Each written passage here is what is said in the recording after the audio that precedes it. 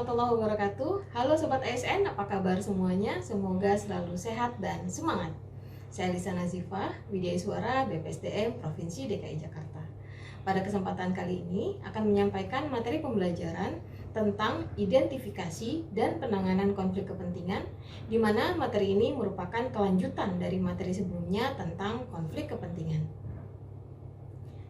Tujuan pembelajaran pada materi ini adalah untuk mengidentifikasi kondisi konflik kepentingan dan penanganan yang dilakukan jika terjadi konflik kepentingan dalam lingkungan kerja.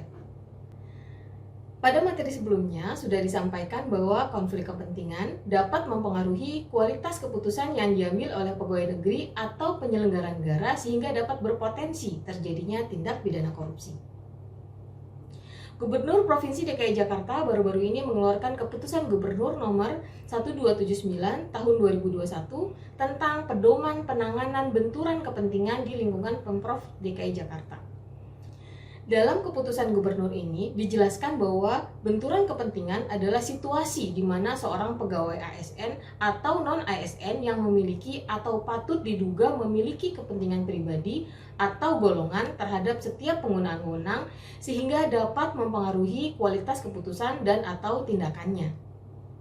Untuk lebih jelasnya mengenai konflik kepentingan, coba kita simak contoh kasus berikut. Anda adalah pejabat departemen yang berwenang memberikan izin, melakukan penilaian atau sertifikasi atas proyek-proyek pembangunan. Anda dan rekan kerja Anda, beberapa pejabat teras departemen, diundang dalam acara gala dinner penggalangan dana oleh sebuah asosiasi pengusaha. Dalam acara tersebut, pihak Anda sama sekali tidak mengeluarkan dana sedikit pun sebagai undangan dan menikmati acara. Beberapa wartawan meliput acara yang mewah tersebut. Setelah beberapa waktu berlalu, proyek-proyek pembangunan yang mendapatkan izin dari departemen Anda banyak jatuh kepada perusahaan-perusahaan yang mengundang Anda dalam acara gala dinner yang lalu sebagai operator proyek pembangunan. Beberapa perusahaan yang ditunjuk menjadi operator proyek pembangunan seringkali masih mengundang Anda dan rekan Anda untuk acara-acara serupa seperti makan siang, perjalanan dinas, dan rekreasi. Bagaimana mengidentifikasi benturan kepentingan dalam kasus tersebut? Mari kita bahas dengan menjawab 3 pertanyaan. 1. Apakah permasalahan di atas mengandung konflik kepentingan? Jawabannya ya. 2. Mengapa permasalahan di atas mengandung konflik kepentingan? Jawabannya, hubungan dekat dan fasilitas yang diberikan dari pihak ketiga kepada penyelenggara negara dapat mempengaruhi integritas penyelenggara negara. Situasi tersebut dapat mendorong terjadinya konflik kepentingan sehingga dimungkinkan terjadinya subjektivitas penilaian, penyalahgunaan, atau ketidakpatuhan terhadap prosedur penilaian, dan melemahkan profesionalisme dan integritas penyelenggara negara. Penyelenggara negara juga melakukan tindakan indisipliner ketika sering bepergian memenuhi undangan yang tidak terkait dengan pekerjaannya. 3. Apa tindakan atau tanggapan yang diperlukan dan bagaimana seharusnya yang dilakukan agar kondisi yang mengandung konflik kepentingan tersebut dapat dikelola dengan baik? Jawabannya, perlu dibuat kode etik pejabat dan pegawai yang melarang penerimaan fasilitas dari pihak yang terkait dengan keputusan dan pihak yang memiliki afiliasi. Berdasarkan modul panduan penanganan konflik kepentingan bagi penyelenggara negara dari KPK, diketahui bahwa prinsip dasar dalam penanganan konflik kepentingan adalah 1. Mengutamakan kepentingan publik. Dalam hal ini, pegawai negeri atau penyelenggara negara tidak boleh memasukkan unsur kepentingan pribadi dalam pengambilan keputusan. 2. Menciptakan keterbukaan penanganan dan pengawasan konflik kepentingan. Artinya, kepentingan pribadi dan hubungan afiliasi dari pegawai negeri atau penyelenggara negara yang dapat menghambat pelaksanaan tugas harus diungkapkan agar dapat dikendalikan dan ditangani dengan baik. 3. Mendorong tanggung jawab pribadi dan sikap keteladanan. Dalam hal ini, pegawai negeri atau penyelenggara negara bertanggung jawab untuk menyelesaikan konflik kepentingan yang terjadi secara profesional dan sesuai dengan ketentuan. 4. Menciptakan dan membina budaya organisasi yang tidak toleran terhadap konflik kepentingan. Misalnya dengan meningkatkan pemahaman tentang konflik kepentingan dan dampaknya sehingga tercipta budaya komunikasi yang baik. Menurut KPK, terdapat 4 tahapan dalam penanganan konflik kepentingan yang meliputi 1. Penyusunan kerangka kebijakan.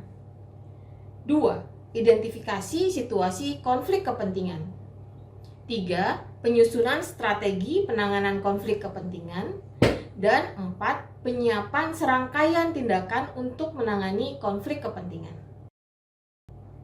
Sementara secara teknis, alur penanganan terhadap benturan kepentingan di lingkungan Pemprov DKI Jakarta berdasarkan Kepgub nomor 1279 tahun 2021 adalah sebagai berikut. 1. Pegawai ASN atau non-ASN yang terlibat atau memiliki potensi terlibat secara langsung dalam situasi benturan kepentingan melaporkan kepada atasan langsung. Pelaporan dilaksanakan melalui surat pernyataan potensi benturan kepentingan dengan melampirkan bukti-bukti terkait. 2. Atasan langsung menerima surat pernyataan dan melakukan pemeriksaan atas kebenarannya paling lambat 3 hari kerja. 3. Atasan langsung melaporkan hasil pemeriksaan kepada Kepala Perangkat Daerah atau unit kerja. 4. Kepala Perangkat Daerah atau unit kerja menerima laporan dan memonitor tindak lanjutnya. 5. Inspektur menerima laporan hasil pelaksanaan penanganan benturan kepentingan. Dan yang keenam, jika konflik kepentingan melibatkan lebih dari 1 perangkat daerah atau unit kerja, maka gubernur dapat membentuk komite untuk penanganan benturan kepentingan tersebut. Dalam prakteknya tentu saja ada tantangan-tantangan dalam penanganan konflik kepentingan yang melibatkan pegawai negeri atau penyelenggara negara. Namun demikian, terdapat beberapa faktor pendukung keberhasilan penanganan konflik kepentingan. Di antaranya, 1. Komitmen dan keteladanan pimpinan tentu saja sangat diperlukan sebagai role model dalam penanganan konflik kepentingan.